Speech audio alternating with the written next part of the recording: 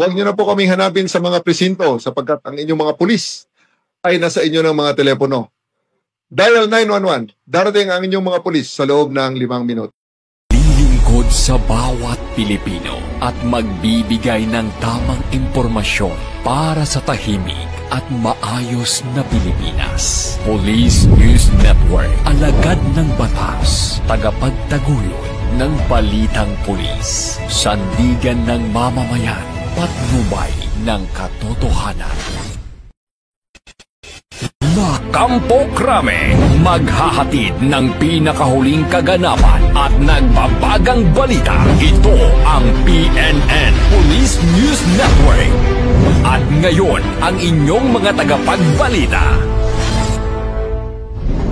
Magandang araw, bagong Pilipinas. Ako ang inyong alagad ng batas, tagataguyod ng Balitang Pulis, Patrolman Joshua Jimenez.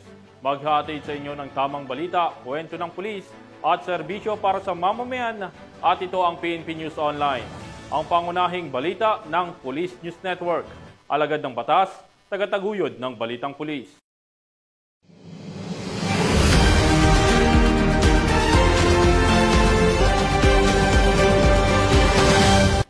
Narito ang mga balitang hatid ng ating PNN correspondents mula sa iba't ibang panig ng bansa.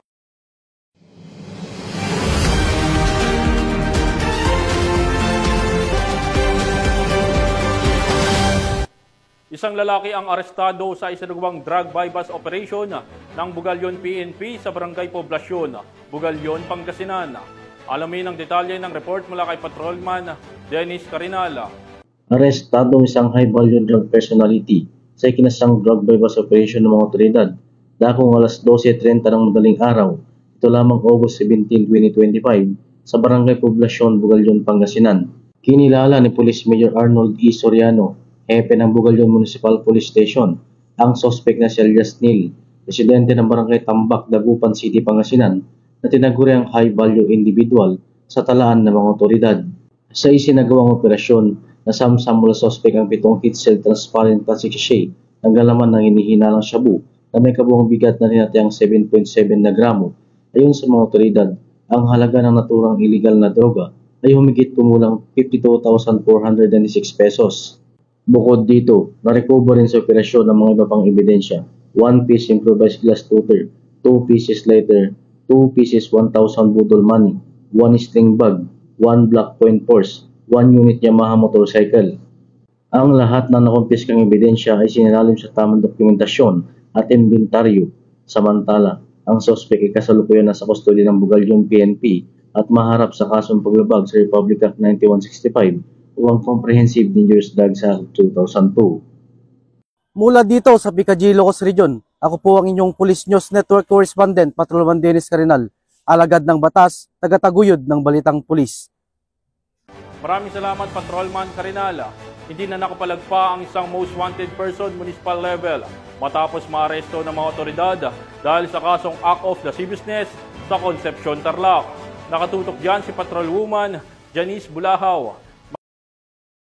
Arestado ng mga operatiba ng Concepcion Municipal Police Station, katuwang ang mga otoridad mula sa iba't ibang unit sa Tarlac, ang isang most wanted person sa Barangay Santo Niño, Concepcion, Tarlac. Kinilala ni Police Brigadier General Ponce Rogelio I. Peñones Jr., Regional Director ng Police Regional Office 3, ang suspect na si alias Ben, 66 taong gulang, lalaki, may asawa at residente ng Sitio Cubot, Barangay Santo Niño, Concepcion, Tarlac, nakabilang sa listahan ng most wanted person municipal level. Matagumpay na isinagawa ang operasyon sa bisa ng warrant of arrest para sa kasong acts of lasciviousness sa ilalim ng Article 336 ng Revised Penal Code, kaugnay ng Section 5 ng Republic Act 7610 o Special Protection of Children Against Abuse, Exploitation and Discrimination Act na may inirekomendang piyansa na 108,000 pesos.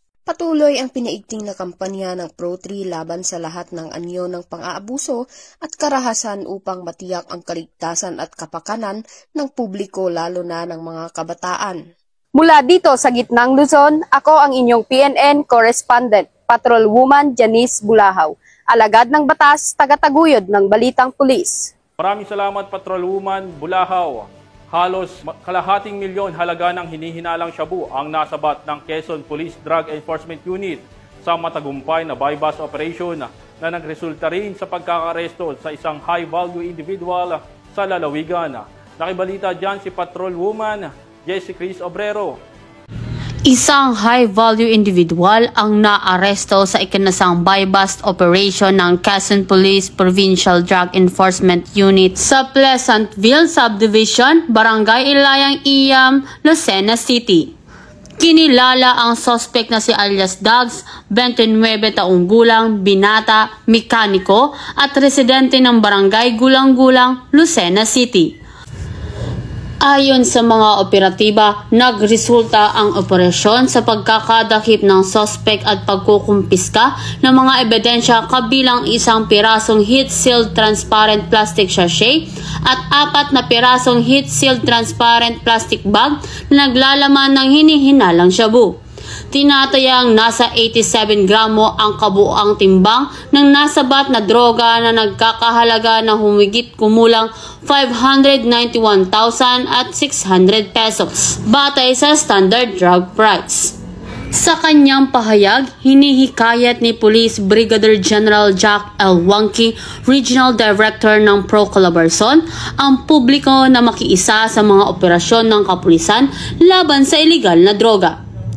Kasalukuyang nang nasa kustodiya ng mga otoridad ang suspect at sasampahan ng kaukulang kaso sa ilalim ng Republic Act 9165 o ang Comprehensive Dangerous Drug Act of 2002. Mula dito sa Calabarzon, ako ang inyong Police News Network Correspondent, Patrolwoman Jessie Cris Obrero, alagad ng batas, tagataguyod ng Balitang Pulis.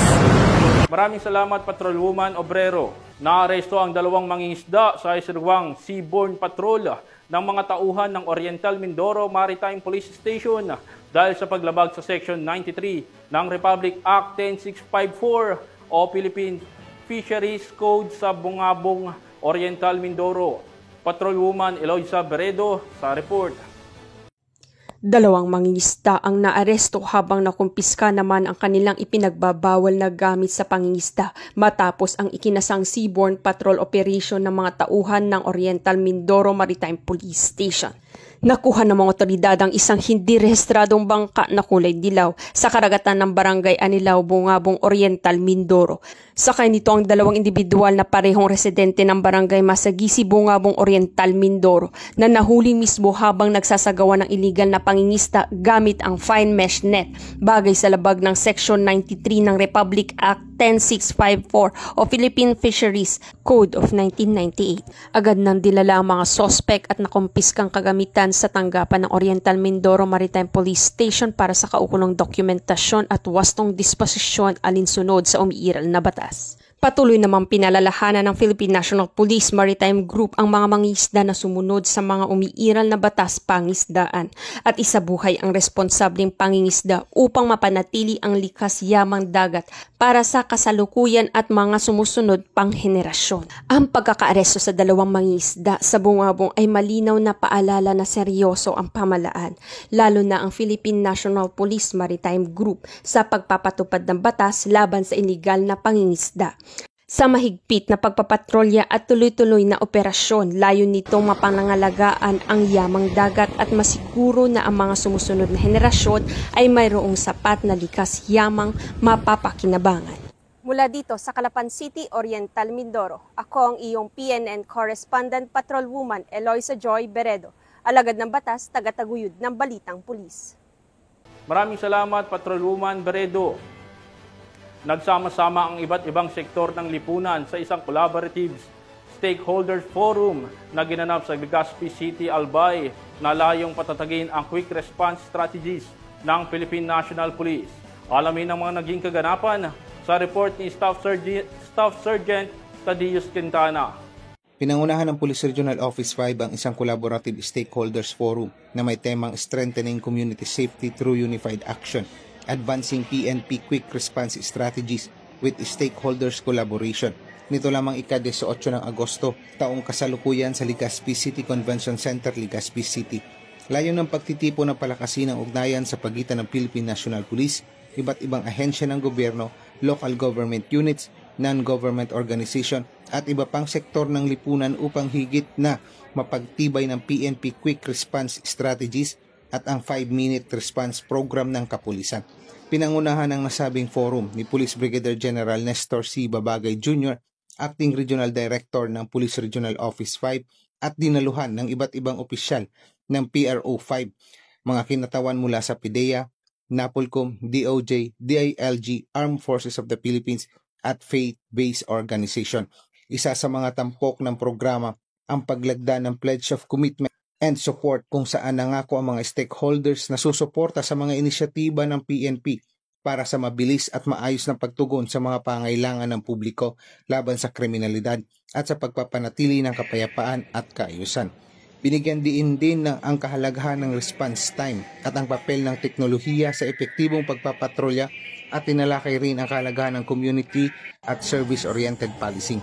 Sa pamamagitan ng pagtutulungan ng iba't ibang sektor, inaasahang higit pang mapapalakas ang kakayahan ng kapulisan na tumugon sa mga emergency at pangailangan ng publiko, kasabay ng panawagan ng Kasurug Cops na huwag nyo na kaming hanapin sa mga presinto sapagkat kami ay nasa inyo ng mga telepono. Dial 911 at kami darating sa loob ng 5 minuto. Ang Citizens Crime Watch nagsasaludo at nagsusuporta sa inyong programa bilang peacekeepers sa aming locality, every barangay na pinabibilangan namin. Kaya siguro po nagpapasalamat kay General Torre kasi po nagawa niya ito nationwide 5 minutes response. We salute you, sir. Mula dito sa Legazpi City, Albay, ako ang inyong PNN Correspondent, Police Staff Sergeant Quintana, alagad ng batas, tagataguyod ng Balitang Pulis. Maraming salamat, Staff Sergeant Quintana, sa walang tigil na operasyon ng pambansang pulisya kontra iligal na droga. Nasa kote ang isang street-level individual sa ikrisang bypass operation ng PNP sa Iloilo City. Ang report mula kay Patrolwoman Charmaine Bulansat.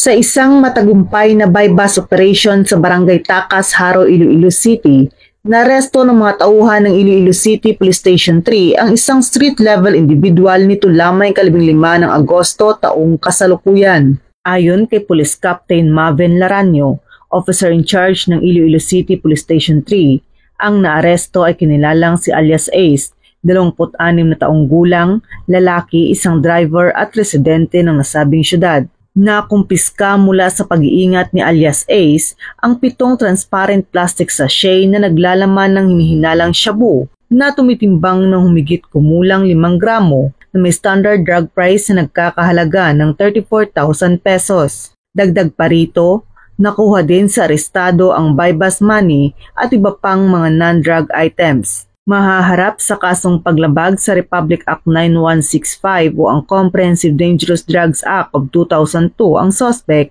na nasa kustudiya na ng pulisya para sa tamang dokumentasyon at disposisyon. Patuloy ang Iloilo City Police Station 3 sa kanilang kampanya kontra iligal na droga upang masiguro ang kaligtasan ng bawat mamamayan tungo sa isang mapayapang bagong Pilipinas. Mula dito sa Western Visayas, ako ang inyong PNN Correspondent, Patrolwoman Charmaine Balansat, alagad ng batas, tagataguyod ng Balitang Pulis. Maraming salamat, Patrolwoman Balansat. Selda ang bagsak ng isang binatilyo matapos siyang maaresto ng mga pulis sa kasong paglabag sa Republic Act 9165 o mas kilalang Comprehensive Dangerous Drugs Act of 2002. Magbabalita dyan si Patrolwoman Judith Nicanor. Hawak na ng mga otoridad ang binatilyong may kasong paglabag sa Republic Act 9165 o ang Comprehensive Dangerous Drugs Act of 2002 matapos itong maaresto ng kapulisan ng Mandaue City sa Albania Street, Mandaue City, Cebu nito lamang nakaraan. Ayon kay Police Major Jonathan Bithoven Antaneo, Station Commander ng Police Station 2 Mandaue City Police Office, Bandang alas 3 ng hapon nang maaresto ng kapulisan ng binatilong si alias Fort, 16 anyos na residente ng Sitio Marna, Barangay Subandako, Mandaue City, Cebu. Ang nasabing child in conflict with the law ay naaresto sa bisa ng warrant of arrest para sa kasong paglabag sa Republic Act 9165 o ang Comprehensive Dangerous Drugs Act of 2002 na inisyo ni Honorable Leia Iligan Heraldes, presiding judge ng Regional Trial Court 7 Judicial Region na walang rekomendadong piyansa. Samantala, kasulukuyang nasa kustodiya ng Hope of Mandaue Enhanced Children's Center ang nasabing CICL para sa dokumentasyon at tamang disposisyon. Good day. Personnel of Police Station 2, Mandaue City Police Office, successfully rescued and served a warrant of arrest against a minor for violations of Section 5 and 11 of Article 2 of Republic Act 9165, also known as the Comprehensive Dangerous Drugs Act of 2002. The minor was later turned over to this station on August 18, 2025, and is now under proper custody at the Homes Facility in Barangay Basak, Mandaue City, in accordance with court orders and the protocols for children in conflict with the law. We would like to remind the public, especially our youth, to stay away from the dangers of illegal drugs. Drugs destroy lives, family, and futures. The Mandaue City Police Office, under the supervision of Police Colonel Cirilo B. Acosta Jr., City Director, and the leadership of our Regional Director, PRO7, Police Brigadier General Federico A. Maranan, we will continue to intensify operations to ensure a safer and drug-free community. Let us work together to protect our children and keep Mandaue City a safe place for everyone. Thank you. Ang Mandaue City PNP ay patuloy sa masigasig nitong operasyon sa pagtugi sa mga may sala upang tiyak na mapanagot ang mga ito sa batas dahil sa bagong Pilipinas ang gusto ng pulis, ligtas ka. Mula dito sa Mandaue City Police Office, ako yung Police News Network Correspondent, Patrolwoman Judith Nicanor, alagad ng batas, tagataguyod ng balitang pulis. Maraming salamat, Patrolwoman Nicanor. Nahulog sa kamay ng batas ang dalawang hinihinalang drug suspect sa bisa ng ikinasang bypass operation ng mga otoridad sa Barangay Liloan, Ormoc City. Patrolwoman Maria Elena Singian sa balita. Nahuli ang dalawang drug suspect sa ikinasang bypass operation ng mga operatiba sa Barangay Liloan, Ormoc City. Bandang alas 12 ng madaling araw ng ikasang operasyon ng mga tauhan ng Ormoc City Drug Enforcement Unit kasamang Ormoc City Intelligence Unit, Ormoc City Police Station 3, Ormoc City Police Station 5, City Intelligence Team Ormoc at Regional Intelligence Unit 8 sa koordinasyon sa Philippine Drug Enforcement Agency 8. Na-recover sa mga suspect ang 7 pakete ng hinihinalang shabu na may tinatayang timbang na 2.63 gramo na nagkakahalaga ng 17,884 pesos, isang genuine 500 peso bill na ginamit bilang bypass money at mga drug paraphernalia. Mahaharap ang mga suspect sa kasong paglabag sa Section 5 at 11 ng RA 9165 o Comprehensive Dangerous Drugs Act of 2002. Ang matagumpay na operasyon ay resulta ng pinaigting na pagtutulungan ng ating mga kapulisan at iba pang ahensya ng gobyerno sa patuloy na kampanya kontra ilegal na droga upang mapanatili ang kaayusan at kapayapaan sa komunidad. Dahil sa bagong Pilipinas, ang gusto ng pulis, ligtas ka. Mula dito sa Police Regional Office 8, ako ang inyong PNN Correspondent, Patrolwoman Singian, alagad ng batas, tagataguyod ng balitang pulis. Maraming salamat, Patrolwoman Singian. Hindi na nakalusot sa ikasang bypass operation ng kapulisan ang isang drug suspect matapos mahuli sa aktong pagbebenta ng ilegal na droga sa lungsod ng Valencia, Bukidnon. Ang balita mula kay Patrolwoman Danessa Verdos.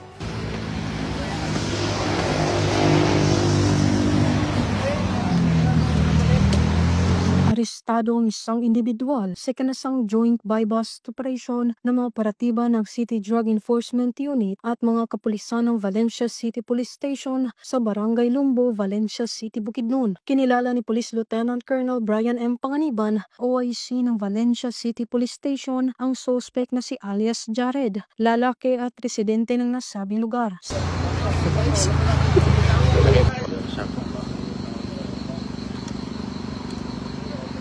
Sa ikinasang operasyon ng mga operatiba ay nakumpiska mga pakete ng hininalang shabu, isang cellphone at isang 500 peso bill na ginamit bilang buy-bust money. Nahaharap ang suspect sa kasong paglabag sa RA 9165 o Comprehensive Dangerous Drugs Act of 2002. Mula dito sa Camp Capistrano, Gusa, Cagayan de Oro City, ako ang inyong Police News Network Correspondent, Patrolwoman Danessa Berdos, alagad ng batas, tagataguyod ng Balitang Pulis.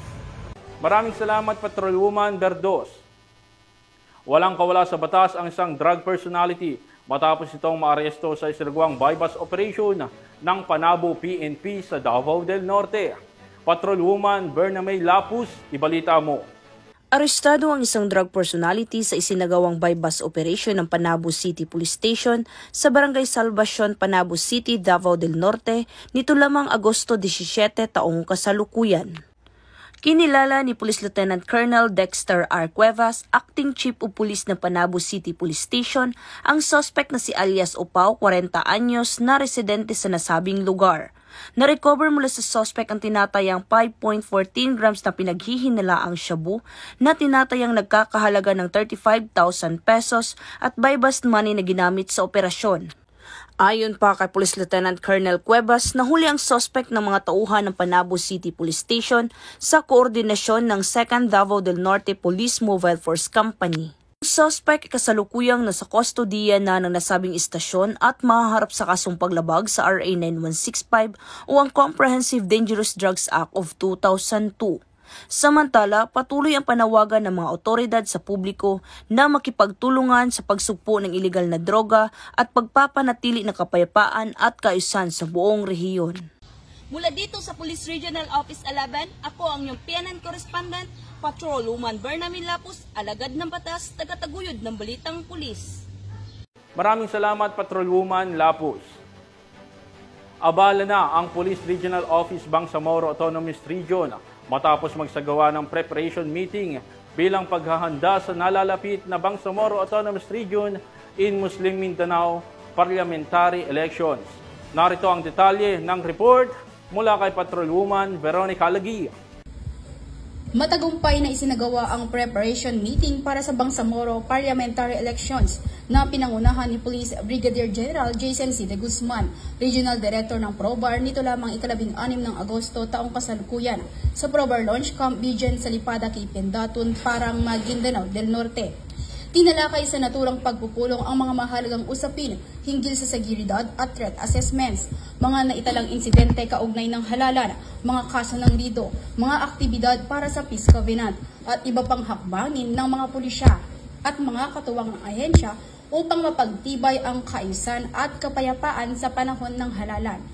Ang aktibidad na ito ay bahagi ng masusing paghahanda para sa kauna-unahang BARM Parliamentary Elections na nakatakdang ganapin sa darating na Oktubre 13, 2025. Ipinapakita nito ang buong dedikasyon ng PROBAR, katuwang ang mga stakeholders at komunidad na matiyak ang mapayapa, maayos at ligtas na halalan sa rehiyon ng Bangsamoro. Mula rito sa rehiyon ng Bangsamoro, ako ang inyong Police News Network Correspondent, Patrolwoman Veronica Lagi, alagad ng batas, tagataguyod ng Balitang Pulis. Maraming salamat, Patrolwoman Lagi. Tuluyang nasakote ng mga tauhan ng Bangged Municipal Police Station ang number 4 provincial top most wanted person na nahaharap sa kasong statutory rape. Yan ang tinutukan ni Patrolwoman Lizelle Digman.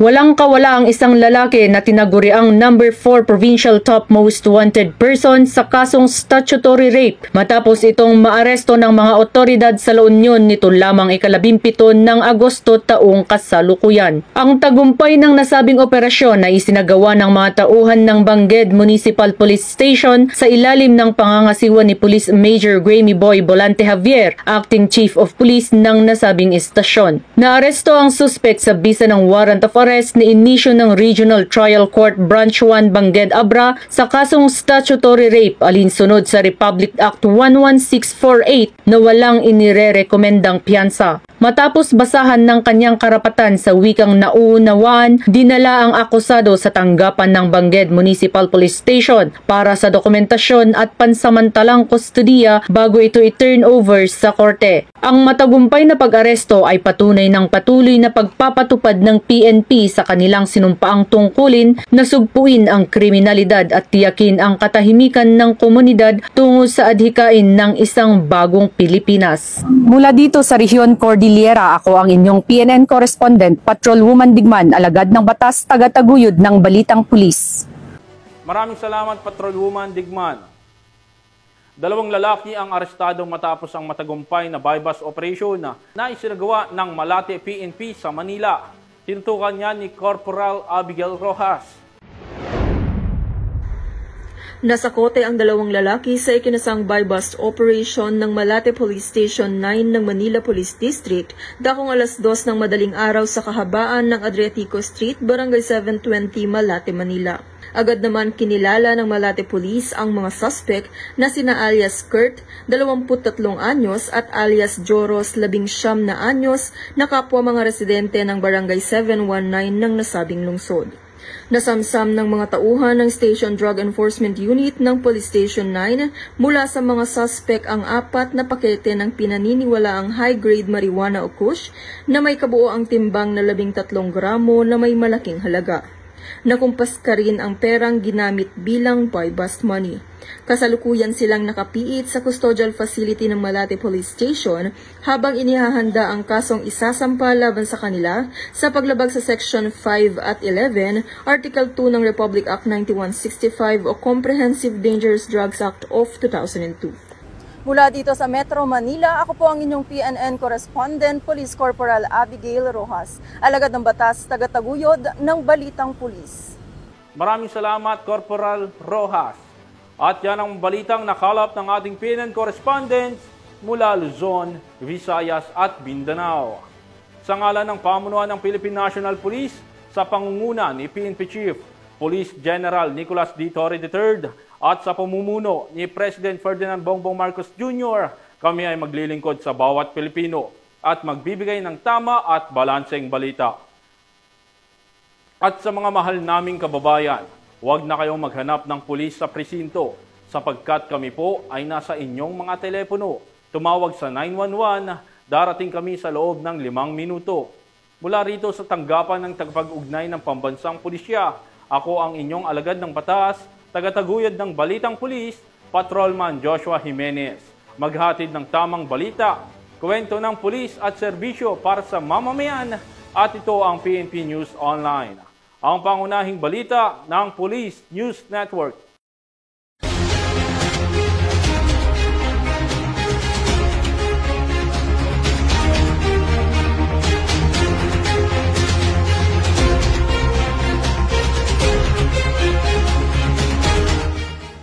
Police News Network, alagad ng batas, tagapagtaguyod ng Balitang Pulis.